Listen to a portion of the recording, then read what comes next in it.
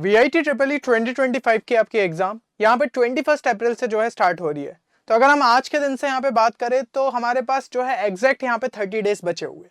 अब इन 30 डेज को हम किस तरीके से जो है अच्छे तरीके से यहाँ पे यूटिलाइज करें कि अभी अगर आपकी प्रिपरेशन काफी ज्यादा कम लेवल पे भी है तो भी आप जो है यहाँ पे VIT ट्रिपल ई एग्जाम को जो है क्रैक कर पाए। ये चीज हम इस वीडियो के अंदर देखने वाले हैं, क्योंकि कई सारे आप में से स्टूडेंट्स होंगे जो कि बोर्ड्स की वजह से बिजी थे या फिर जेई मेंस के सेकंड अटेम्प्ट को लेकर परेशान थे, जिसकी वजह से आप VIT ट्रिपल ई पे फोकस नहीं कर पाए। लेकिन इस वीडियो के बाद आपको जो है काफी ज्यादा क्लैरिटी मिलेगी कि आपको किस तरीके से यहाँ पे वर्क करना है। अब सबसे पहले तो यहाँ पे आपको ये समझना होगा कि हम 0-0 बोलते हैं कि मैं तो एकदम स्क्रैच से स्टार्ट कर रहा हूं, मैं एकदम जीरो से स्टार्ट कर रहा हूं, इस बात में कितनी सच्चाई है।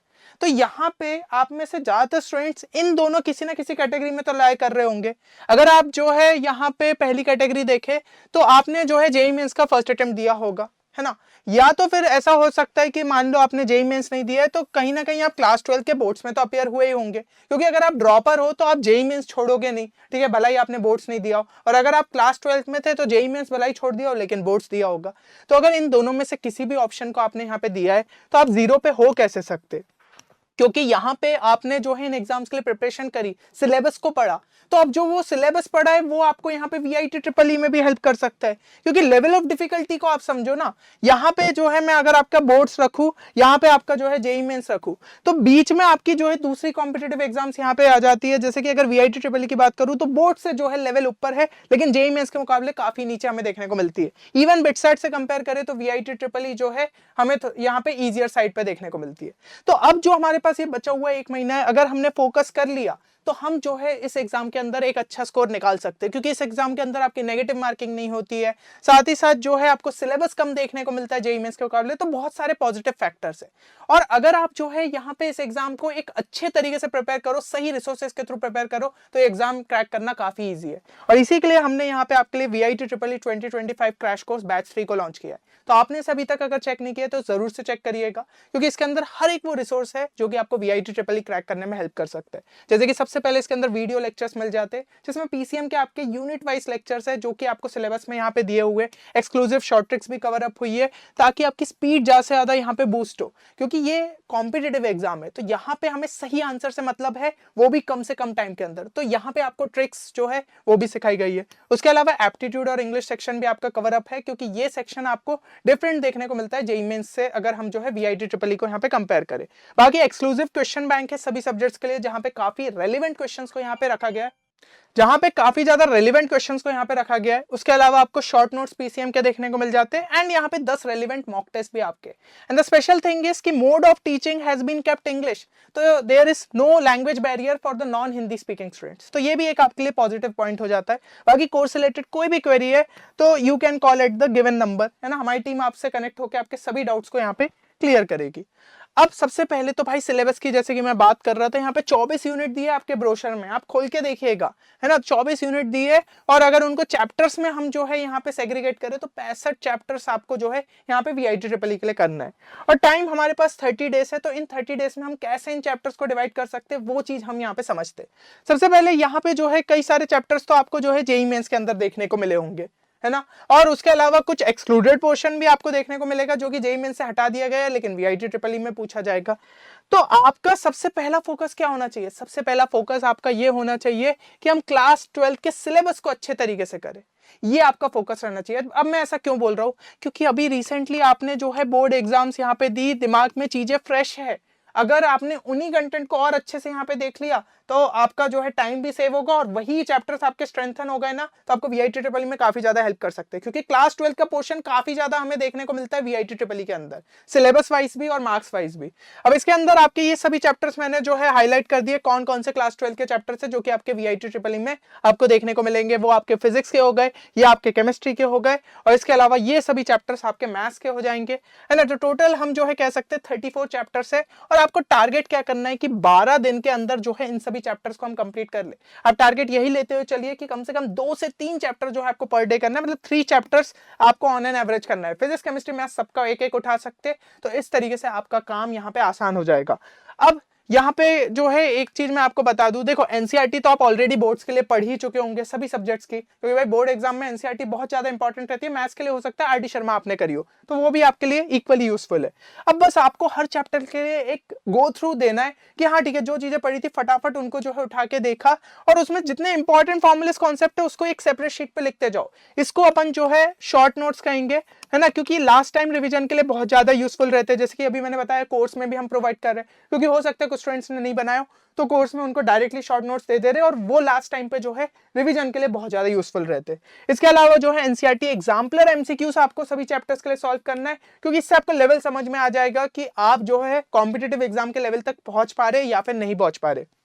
और 2 मॉक टेस्ट जो है आखिरी 2 दिन में आपको देना है, मतलब कि ये जो मैंने 12 दिन का इसके लिए स्लॉट बनाया है ना 12th के चैप्टर्स को कंप्लीट करने का, तो इसके जैसे कि 11th और 12th जो आपका रहेगा दिन, उस दिन आपको जो है यहाँ पे 2 मॉक टेस्ट देने, ताकि आपको समझ में आए क्लास 12 का हम कितना कर चुके हैं। भलाई क्लास 11 का अपन ने मान लिया कि उस टाइम पे उतना रिवाइज नहीं किया, फिर भी टेस्ट दो, आपको उससे अपना जो है समझ में आएगा कहां पे स्टैंड कर रहे हो। तो ये चीज जो है आप करिए।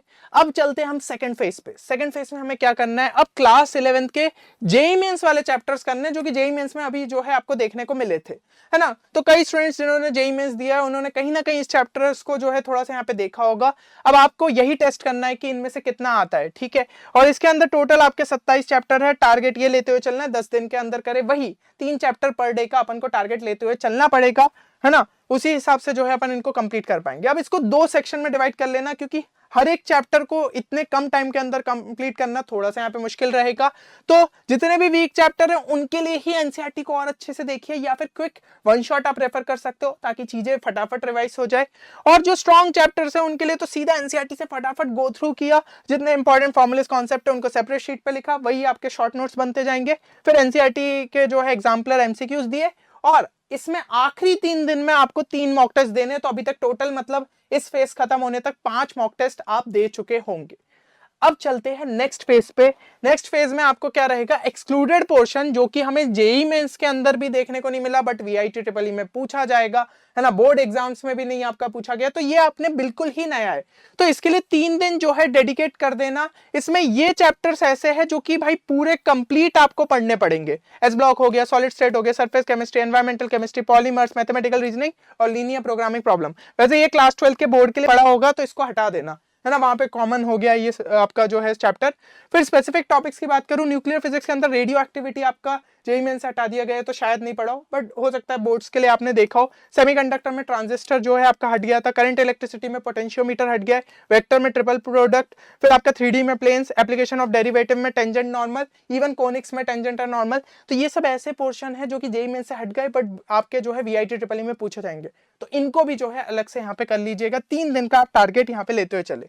अब इसके लिए तो आप जो है ऐसा कर सकते हो कि सीधा एक अच्छा सा वन शॉट उठाओ, ताकि ये चैप्टर आपके अच्छे लेवल पे यहाँ पे तैयार हो जाए, है ना। जेईई मेंस 2024 के पहले के जो है आपको देखने को मिलेंगे, क्योंकि उसके बाद तो सिलेबस से हट गया था, तो उससे पहले के जो वीडियो लेक्चर है यूट्यूब पे अवेलेबल हो गए, आप उनको चेक कर सकते हो। बाकी मैं बता रहा हूँ कि हमारे क्रैश कोर्स के अंदर सभी आपका ये पोर्शन यहाँ पे कवर अप कर दिया गया है, डिलीटेड पोर्शन भी, सारी चीजें, तो एक ही जगह पे सब चीजें मिल जाएगी और इधर उधर भागने की जरूरत नहीं पड़ेगी। तो एकदम स्ट्रक्चर्ड कोर्स ढूंढ रहे हो तो वो आपके लिए लास्ट टाइम पे बेस्ट कोर्स यहाँ पे साबित होगा। और बाकी एनसीईआरटी के एग्जाम्पलर क्वेश्चंस लगा लीजिएगा और शॉर्ट नोट्स इसी चीज के लिए जो है बना लीजिएगा।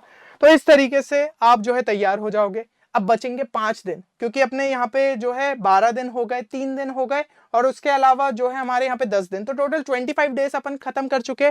बचा जो 5 दिन का हमारे पास कोटा है, उसके अंदर क्या करना है, एक मॉक टेस्ट रोज का देना है। शॉर्ट नोट्स जो अभी यहाँ पे अपने बनाए उनको जो है रिविजन के लिए यूज करो, बार बार पढ़ोगे। मॉक टेस्ट देने से पहले जो है चीजों को अच्छे से रिवाइज करो, उससे बेटर समझ में आएगा कि कितनी चीजें आपको याद रह रही है। और रोज के 5 से 6 घंटे भाई बचे हुए जितने चैप्टर्स अपन ने अभी तक पढ़ लिए उनको ही रिवाइज करने में यूजफुल रहेगा, कि अपन जो है बार बार अपनी मेमोरी में सेट कर रहे क्या क्या फॉर्मूले से, रिटेंशन पावर अपनी जो है लगातार इंप्रूव करनी रहेगी।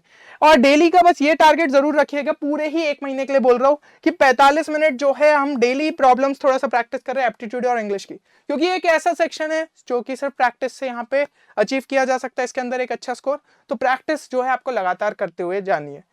तो मेरे हिसाब से समझ में आ गया होगा कि कोई स्टूडेंट एकदम अगर यहाँ पे बेसिक से स्टार्ट कर रहा है तो किस तरीके से जो है चैप्टर्स को यहाँ पे डिस्ट्रीब्यूट करके एक अच्छा स्कोर जो है वीआईटी ट्रिपल ई में निकाल सकता है ना। और बाकी जो यहाँ पे मैंने सभी चैप्टर्स का जो है आपका यहाँ पे डिस्ट्रीब्यूशन सब चीजें करी है, इसकी पूरी पीडीएफ हमारे टेलीग्राम चैनल पे मैं डाल दूंगा। आपको स्क्रीनशॉट लेने की जरूरत नहीं, कहीं परेशान होने की जरूरत नहीं। टेलीग्राम चैनल की जो लिंक है वो डिस्क्रिप्शन में देखने को मिल जाएगी, तो वहां से जाके आप ज्वाइन कर सकते हो, क्योंकि और भी इंपॉर्टेंट रिसोर्सेस आपको वहां पे देखने को मिल जाएंगे। अब अगर आप जो है ये 30 दिन के चैलेंज को पूरा करने के लिए तैयार है, प्लान को अच्छे तरीके से फॉलो करने के लिए तैयार है, तो एक चीज कमेंट सेक्शन में जरूर लिखिए, क्या टारगेट स्कोर आउट ऑफ 125 आप लेते हुए चल रहे हो इन VIG EEE 2025? एक रियलिस्टिक स्कोर लेते हुए चलिए और डेफिनेटली आप उसको जो है अचीव कर सकते हो। चलिए, उम्मीद करता हूं ये वीडियो आप सभी के लिए बेनिफिशियल साबित होगा। मिलते हैं नेक्स्ट वीडियो में, तब तक के लिए take care and good bye.